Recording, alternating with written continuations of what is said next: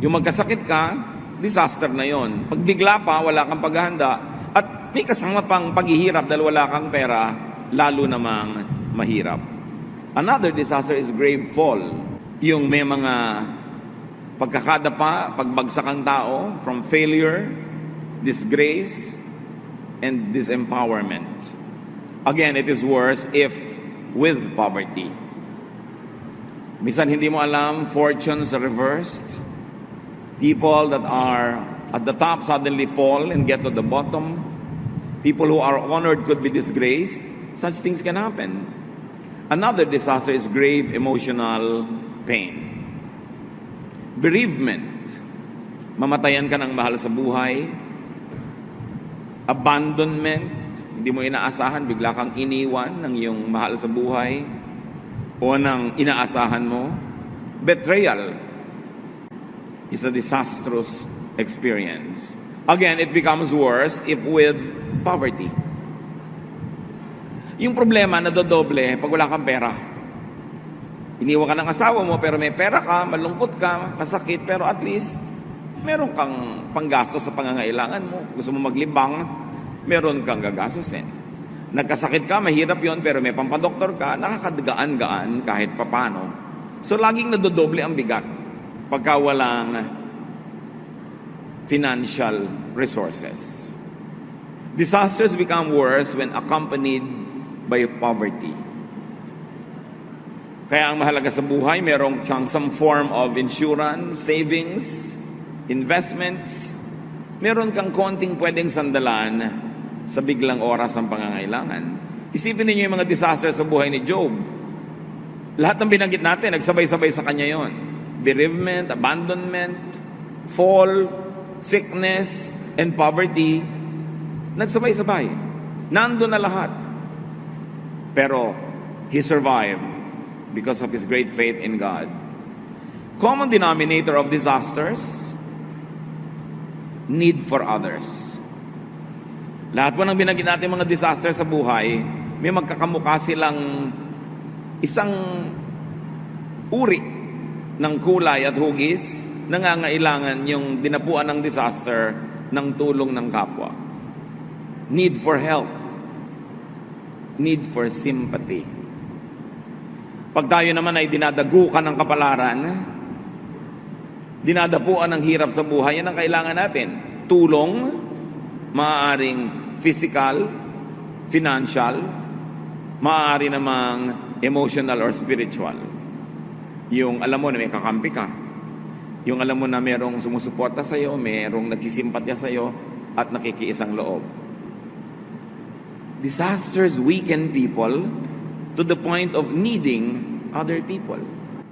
Yan ang nangyayari pag may disaster. Nanghihina tayo. At di man dati, ngayon nangangailangan na tayo ng tulong. How to prepare for life's disasters. Isang mahalagang bagay na maunawa natin, paano tayo maghahanda para sa pagdating ng mga dilubyo sa buhay.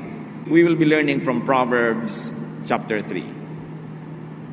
And now verses 1 to 2. My child, remember my teachings and instructions and obey them completely. They will help you live a long and prosperous life. So immediately here, we are presented with one way to prepare for life, and it's to obey God's teachings and instructions. Of course, which means know God's teachings and instructions. Paano ka naman susunod kung hindi mo alam? And of course, knowledge means willingness to be changed by it, to change our minds by what we know. Proverbs 3:3-4. Let love and loyalty always show like a necklace and write them in your mind. God and people will like you and consider you a success. Pinapahalagahan dito mga kapatid. So love and be loyal to God and to people. Bakit may connection sa paghahanda sa mga disasters ng buhay, yung loyalty to God and to people? Because when you're loyal to God, God is loyal to you also. When you're loyal to people, not all of them might be loyal in return, but hindi ka masisiro nang merong loyalty rin sa'yo. So loyalty to God and loyalty to our fellow men are investments, are savings. Ipanalangin mo na hindi mo kailanganin ang tulong nila all your life, pero kung dumating yung panahon ng disaster that you would survive only on people's help, then meron ding loyal sa'yo kasi loyal ka rin sa kanila at naging loyal ka. God and people's loyalty to you can help you in times of disaster. It is a great insurance. And that is what the family is all about.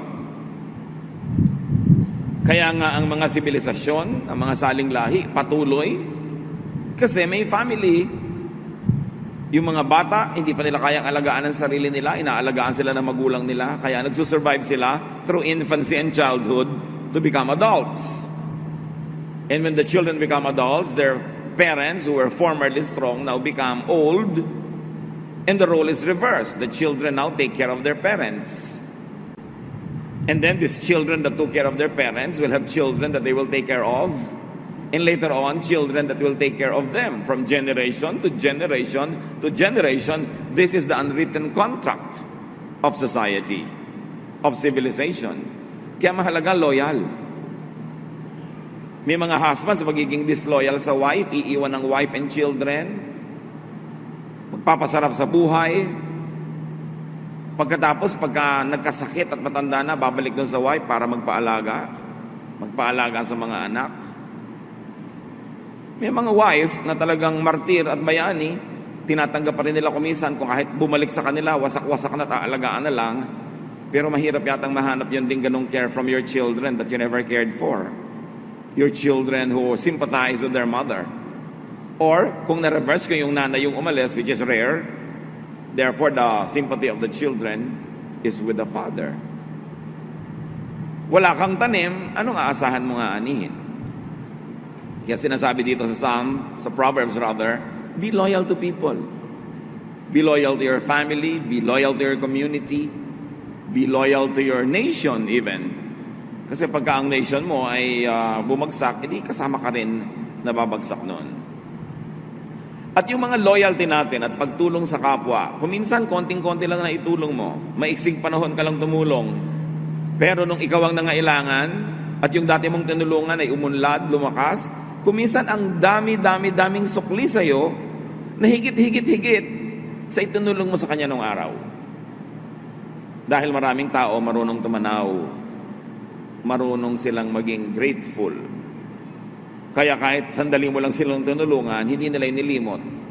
At nung ikaw na ang nangailangan, kahit kung tutuusin ay nalugi na sila, kung may exchange rate ang tulungan ninyo, pero hindi ka pinagsasawaan kasi naaalala nila kung paano ka tumulong nung panahon ng pangangailangan. It is important to be loyal, especially to your spouse, to your children, to your parents. This is the basic unit of society.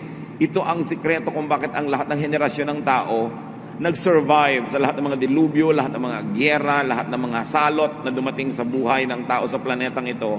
We survive because of this unwritten contract of society. Pagka wala ka man lang ginagawa ng mabuti, wala kang tinutulungan, wala ka man lang dinadalaw pag may sakit, wala kang inaambagan na nangangailangan, mag-isip-isip ka. Paano kung dumating ang panahon na wala ka ring mga makuha, nagkaroon ka ng sudden disaster that is unexpected, a reversal of fortune, sino naman ang tutulong sa iyo? Wala ka namang ipinakitang tulong sa iba. Verses 5 to 6. With all your heart, you must trust the Lord and not your own judgment. Always let Him lead you, and He will clear the road for you to follow. So trust the Lord and not yourself when you do not agree with God. Hindi naman laging hindi tayo magtitiwala sa sarili, pero kung ikaw mismo hindi ka sumasang-ayon doon sa ang linaw-linaw na kasulat sa Bible, pabali-baligtarin mo man ang linaw, pinapalabo mo lang dahil ayaw mong sundin, yun ang sinasabing, don't trust in yourself, but trust in God. Be teachable, in other words. Allow your judgment to be tested, to be taught, and improved by the Word of God, by reason, by spirituality. And when you do that, you prepare yourself for whatever disaster is unexpected. Sometimes the disaster is even averted or prevented because you are spiritually in the right place. Kaya mahalaga talaga unahin ang Diyos. In everything you do, put God first, and He will guide you and crown your efforts with success. Proverbs 3:7-8. Don't ever think that you are wise enough, but respect the Lord and stay away from evil. This will make you healthy and you will feel strong. May relasyon pala yung health and strength with trusting the Lord, being wise enough to trust the Lord, because we are never wise enough. Our knowledge is very little. Paul says that our knowledge is imperfect, our prophecy is imperfect. So we can and should continue learning, refining, and changing our thoughts, because we have to change from glory to glory. How do you prevent disaster or prepare for disaster? Stay away from evil, especially from evil thought that makes you think, evil thoughts against other people, that makes you think that you are right and they are wrong when you have not thoroughly examined your scholarship. So evil thoughts, evil deeds, evil ways, evil companions, and evil stubbornness can actually invite disaster. So pag nag-iingat tayo, lagi tayo nagiging wise, mga kapatid, laging dinadala sa Panginoon at sa Kanyang karunungan ang ating mga desisyon, it becomes preventive. We are able to prevent disaster. Kasi marami po mga disaster, hindi nga nangyari dahil nagpakatama tayo, kaya hindi natin alam that we were spared from it. That's why every day we must be thankful for the troubles that we never experience, because otherwise we could experience them. Kaya nagpapasalamat din tayo sa Panginoon doon sa mga hindi natin nararanas. Dahil salamat, hindi natin nakikita kung paano niya tayo iniligtas. Lagi na lang sa mga nakaambang mga panganib sa ating buhay. Proverbs 3:9-10, honor the Lord by giving Him your money and the first part of all your crops. Then you will have more grain and grapes than you will ever need. How do you prepare for disaster? How do you prevent disaster? Especially poverty. Give offerings to the Lord. The verses are unapologetic. While God may not need man's offerings, man needs to make offerings, because he is designed by God to define his position in relationship to God by always making offerings. Yan po yung relasyon ng mga subject to their monarchs, ng mga citizens to their kings. They were always giving taxes, they were always offering services, they were always offering this and that to the monarch. At yun yung pattern na makikita natin doon sa pagbibigay natin lagi sa Diyos, because we recognize that He is the monarch, He is the king, so we give offerings. God doesn't actually need our offerings, but we have a need to make such offerings to continue to affirm our citizenship, our belongingness to God. And the verses are clear. Man's prosperity is premised by God on man's giving. Ang Diyos mismo ang nagpasya. You will be prosperous if you make your offerings. Mysteriously, this is an ever-present teaching and instruction everywhere in the Bible. And many people will attest to it na pag sinusunod nila, lumuluwag talaga yung buhay nila. Mahirap maunawaan kung minsan kung bakit, at kung hindi na unawaan, sundin na lang. Hindi ka naman malulugi dahil kung ang Diyos ang iyong pinararangalan sa iyong mga offerings, marunong naman talaga siya magsukli. At hindi naman tayo pwede magbigay ng offering ng hindi galing doon sa nauna na ibinigay sa atin ng Diyos. 11-12, my child, don't turn away or become bitter when the Lord corrects you. The Lord corrects everyone He loves, just as parents correct their favorite child. Appreciate God's correction. Yung pagtatama ng Diyos para hindi sala.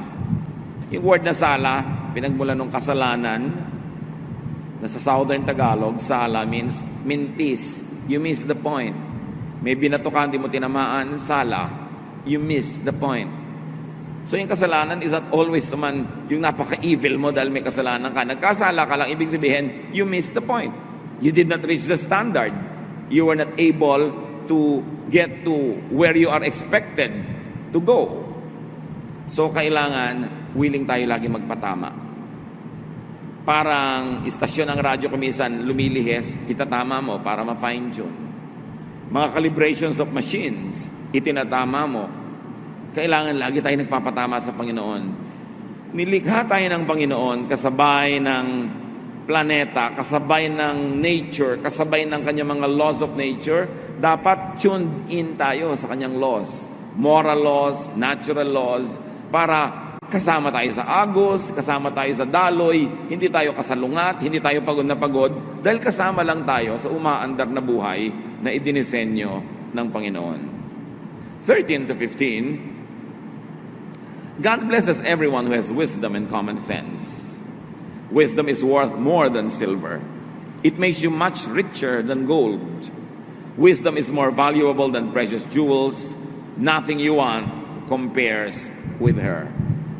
So you want to avoid disaster? You want to be ready for disaster? Get, develop, and keep wisdom. Seek wise people for companionship. Kaya lang siyempre, kung ang kausap mo, mas maraming alam kaysa sa'yo, mas nauna na siya sa isang landas na ngayon mo palang pupuntahan, pwedeng may mga ituturo siya o sasabihin na hindi mo maunawa. At kumisan dahil limited ang iyong pangunawa, pwede ka pang mag-isip na siya yung mali. Pwede ka pa magalit sa kanya. Pero dapat willing tayo to hear something even though we don't agree with it, to study it, to consider it. Halimbawa, meron kayong naging pagdedebate ng isang tao. Meron kang ideya 1 at siya ay may ideya 2. Pag-aralan mo na yung ideya niya. Hindi lang para talunin mo siya sa debate, kundi unawain mo talaga.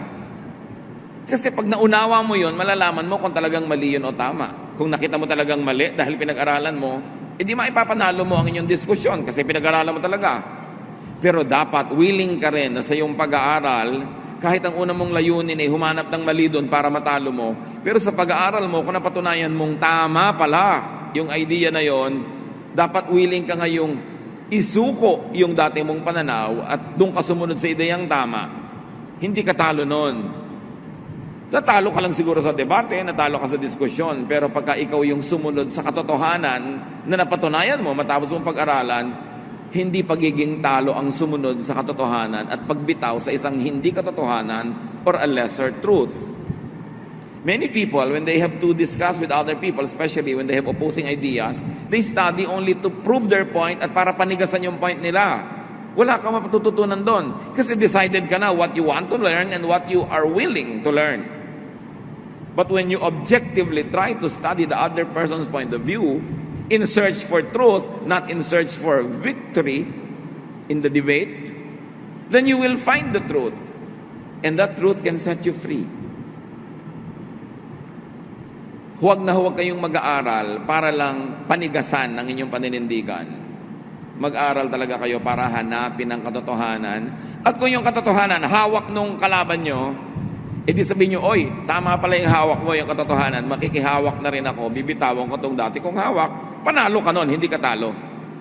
You only look like a fool or a loser for 1 minute, but then you learn, and you are a winner for life. Mahirap yung pinaninigasan mo ang point of view mo. Dapat willing ka na i-test yun. Willing ka na ma-challenge yun. Because truth will always prevail. Kuminsan, hindi mo lang madaling maintindihan. Kuminsan, masyado ka lang emosyonal. Nauna yung emosyon. Kuminsan, masyado kang defensive dahil akala mo baka may mawala sa'yo pag nagpalit ka ng pananaw. Pero ang tunay na pag-aaral at laging pinapahalagahan ng Diyos to seek wisdom is the willingness to surrender an inferior idea to a superior one if it has proven to be superior after an impartial investigation. Kaya dapat hindi emosyonal ang mga tao. Ang mga emosyonal, kikitid ng kikitid ang utak. Iisipin niya tama siya, mali ang lahat. And this is the greatest mistake. So wisdom is the secret to long life. That's what the verses say. Wisdom is the secret to wealth, to honor, even to pleasure and safety. Wisdom is the secret to meaningful life and to happiness. Kaya sinasabi ng Proverbs, seek it. It's important. At ang masarap nito sa buhay, maraming mga tao na bago ka pa man nag-isip ng isang bagay, matagal na pala niyang pinag-isipan. So makakatipid ka ng oras at pagod para pag-isipan yon kung makikinig ka lang sa kanya. Siyempre, sasalain mo ang pinapakinggan mo. Kumisan sa initial na pakikinig mo, parang ayaw mo dahil kakaiba. Pero habang nag-iisa ka, salain mo uli, pag-aralan mo uli. Malay mo tama. Ano ba namang nawala sa'yo na pag-aralan mo yan? Kung matapos mong pag-aralan, napatunayan mo pa rin mali, edi wag. Pero i-consider mo muna. Huwag mong isasara yung usapan. Huwag mo lalagyan ng period. Lalo't hindi ka naman expert. Lalo't hindi ka naman nagbuhos ng maraming oras sa pananaliksik at pag-aaral. You must be willing to be taught. Even though what is being taught you could go against everything else that you have known all your life.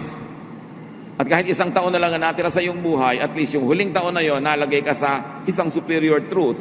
Then you move from glory to glory. Only a fool does not want to change his mind. Of course, you don't change your mind pagka napatunayan naman tama ka, pero patunayan mo muna. Subject your ideas to the test.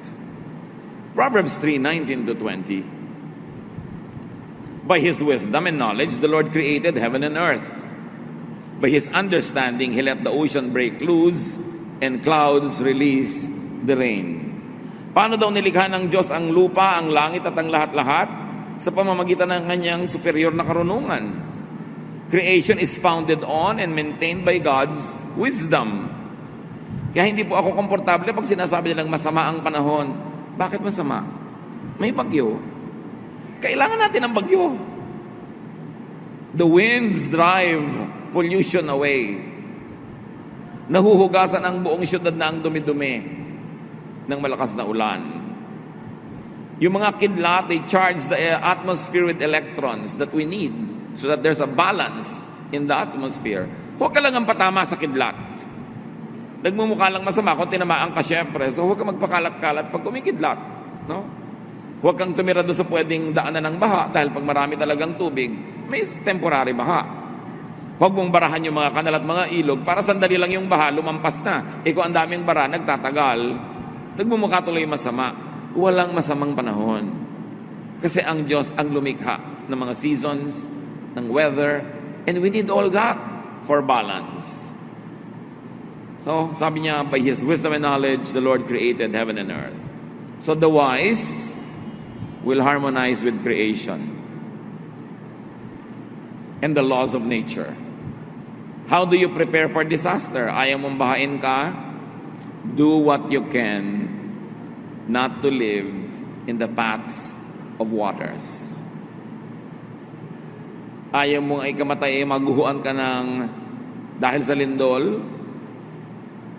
Kung kaya mo, sikapin mong huwag kang tumira sa mga pwedeng gumuho. O tibayan mo ang iyong ginagawa. May laws of nature kasi. Hindi natin pwedeng labanan. Makiayon ka na lang, alamin mo yung mga batas, sundin mo para ma-minimize ang possibility of disaster. Mahina ang katawan mo, puyat ka. Kaya ka nga pinapaantok ng Diyos Pagka mahina ang katawan mo, yung pagod na pagod ka, kasi para magpahinga ka, huwag ka umalis ng bahay. Pag mahina yung katawan mo, puyat ka, tapos lumabas ka ng bahay, nakipagsiksik ka sa kamatao, may mga may sakit doon, bumahing sila, umubo na, natamaan ka, nalanghap mo, mahina yung katawan mo ng oras na yon, mahahawa ka, kasi wala kang resistance. Dapat tayong nakikinig sa katawan natin. Yung mga iba, pagod na pagod, antok na antok, anong gagawin? Iinom sila ng mga artificial drink na ang dami-daming asukal para magising. Kaya ka pinapaantok ng Diyos para ka matulog.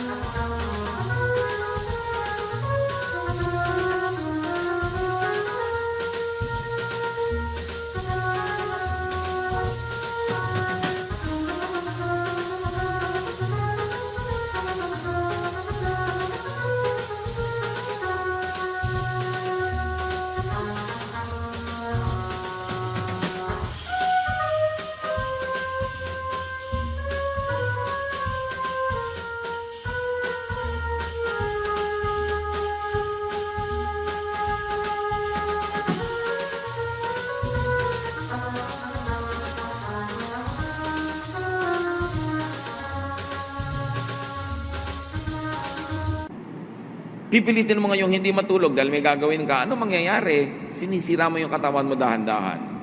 Once in a while, I see drivers doing this kasi mahaba yung biyahe, umiinom. Pero dapat sandali lang yung iinom ka ng artificial energy drink.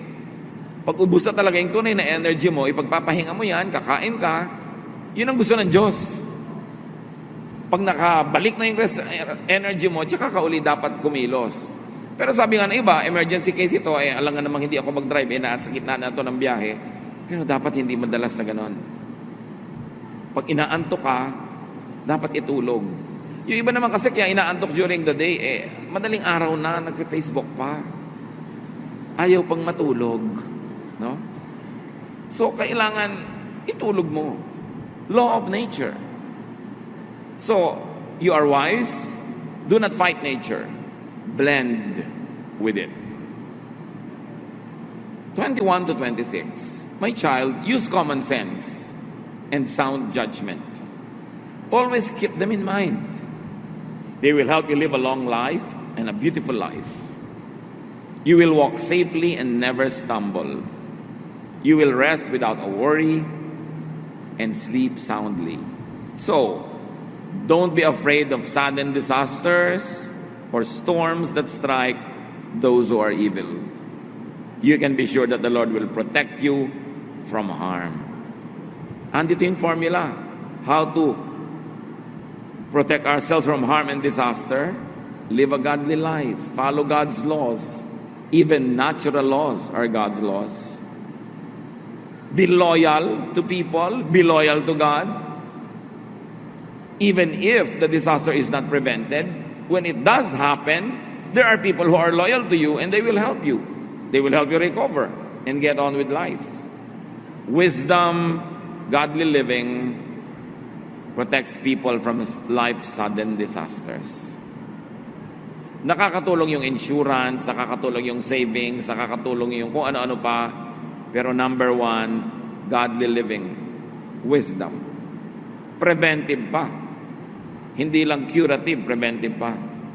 Of course, when you say prevention, you mean prevention of disaster.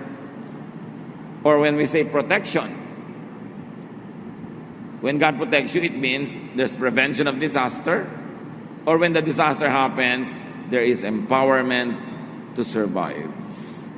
Dalawa lang naman yan eh. Huwag mangyari yung mahirap o mapalakas ka sa oras ng hirap para mapalampasan mo.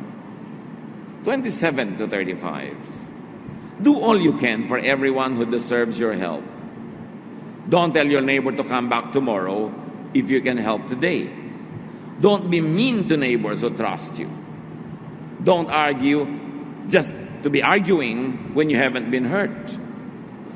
Here's another repetition and emphasis on how to prepare for disaster. Be nice. Be good to people. Help people. Help them in a timely manner. Huwag nang paghihintayin pa kung pwede nang tulungan ngayon. Huwag nang patagalin. At kung pwedeng tulungan ng buuin. Preparasyon yan. Huwag ka daw palaaway. Huwag ka lagi nakikipagtalo. Kasi pag nakikipagtalo ka, ang itinatanim mo, negative seeds na pwedeng bumalik sa iyong buhay. Don't be jealous of cruel people or follow their example. The Lord doesn't like anyone who is dishonest, but He lets good people be His friends. So you want to be a friend of God? Be honest. Be good. He places a curse on the home of everyone who is evil, but He blesses the home of every good person. Ito yung unseen blessing kasi hindi nakikita ng mata. But the Word of God is true. God protects the homes of those who please Him, of those who are godly. The Lord sneers at those who sneer at Him, but He is kind to everyone who is humble. You will be praised if you are wise, but you will be disgraced if you are a stubborn fool. So wisdom prevents disasters from happening. Wisdom helps one if and when disasters come. So wisdom, as we have seen here, is defined as being good to people. Hindi lang yung alam mo yung mga philosophies, alam mo yung theories, alam mo yung mga high-sounding ideas. Streetwise wisdom is being good to people. If you are good to people, you are wise. Being good, doing good is man's best preparation for and man's best help in times of disaster. Doing good positions man to receive God's protection and restoration. And very importantly, other people's help. Napakahalaga. Pag bata ka pa, hindi mo pa alam ang halaga ng tulong ng kapwa. Merong isang senior person, kakain siya sa isang fast food, dala-dala niya yung senior card niya, at nasanay siya na merong pila na special para sa seniors. Tinanggal nung fast food na yon, yung special pilahan. Pupunta ngayon sa harapan nitong matanda at ipinakita niya yung kanyang senior's card at sabi niya doon sa sales clerk, sabi, "Ineng, senior ako, pakiuna mo ako." "Ay, pila po kayo doon." Ayaw siyang pansinin. Pumunta siya doon sa isa pa, ayaw din siyang pansinin. Ipinatawag niya yung manager, ang sabi rin, "Pumila na lang po kayo, maiksi lang naman po ang pila." Ang hindi nila biglang inaasahan, biglang nangisay itong matanda at biglang nanginig, pinagpawisan ng malamig, yung pala ito ay diabetic. At nag-hypoglycemia siya, bumababa yung sugar, na halos ikakamatay yun ng mga tao. Natakot ngayon silang lahat kung ano nangyayari sa matandang ito. Kung pwede nilang subuan nila agad ng pagkain na libre at lahat-lahat. So nung mahimasmasan, sabi sa kanila ng matanda, "Kami mga senior, kaya binibigyan ng ganyang pribilehiyo, hindi lang dahil matanda kami. Kasi mahihina na ang katawan namin, meron kami mga sakit. Hindi namin kayang tumayo ng matagal sa pila. Pag bigla kaming nagutom, biglang-bigla, pwede naming ikahimatay. Kaya kami binibigyan ng ganyang pribilehiyo. Hindi lang yan pag-abuso dahil lang matanda kami." Hindi kasi naintindihan ng mga bata Ang babata kasi ng mga empleyado sa fast foods. Akala nila, arte-arte naman ang matandang to, iksi naman ang pila, ayaw pang pumilang. Gusto pa, special. Kasi malalakas pa katawan nila, hindi nila alam. Alam niyo, sabi ng matandang yun sa mga tao, tatanda din kayo. Malalaman niyo rin kung bakit. So it is the reason why we are not kind, because we don't understand. Just be kind. Even if you don't understand, how can you go wrong if you're kind? Kung minsan meron nagmamadali sa pila, kung pwede mo naman pagbigyan. Hindi mo naman ikamamatay na pagbigyan siya. Hindi ka naman emergency case, baka siya may emergency case Kung minsan din sa driving, ganun Merong, bakit ba nagmamadali ito sobra? Hindi mo alam kung biglang tumawag pala yung asawa niya dahil manganganak na o kung ano man ang dahilan. People have reasons, and seldom that we understand their reasons. That's why it's just good to be kind. How do you prepare for life's disasters? Ang mga bata kasi, ganun talaga. It's one of the definition ng bata. Hindi niya alam na may mga disaster pala ang buhay. Hindi niya alam na pwede palang mangyari yung lumabo ang iyong mata, pwede palang humina ang iyong tuhod, humina ang iyong resistensya. Kaya, humisan, hindi sensitive. How do you prepare? Be wise. Know what happens in people's lives so that you could prevent the mistakes that happen in theirs. One excellent way to prepare for your forthcoming disaster, which we all pray will not happen, is to help others in their disasters now. Dalawa lang ang pwede niyong pagpilian na kalagayan, mga kapatid. Sa oras na ito, sa present time, either may disaster kayo at kailangan nyo ng tulong, o wala kayong disaster. Pasalamat kayo sa Diyos at tumulong kayo doon sa merong mga disaster. That's how you prepare for the disasters that might come in your life. It is such a great privilege to live one day, 1 week, 1 month na walang disaster na major. Sa ganun mga privileged moments, you reach out and help people who are needy. That's how you strengthen yourself. That's how you fortify yourself for the time of your own weakness. Save, invest, prepare for disasters by doing good.